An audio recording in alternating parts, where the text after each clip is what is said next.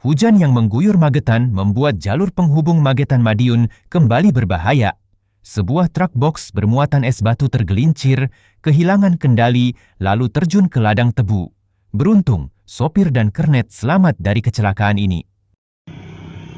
Dari barat ke timur waktu hujan deras gitu, mungkin jalannya licin bisa masuk lagi ke utara. Ada berapa penumpang di dalam nanti, Mas? Ada 2 orang, supir sama keneknya. Dari atas itu hujan, Pak, kayak remnya itu kayak ngancing gitu. Nah terus potong yang belakang itu belok ke kanan, terus yang balik ke kiri gitu. Oleng tiba-tiba? Iya. Selip atau gimana tadi? Remnya ngancing gitu remnya.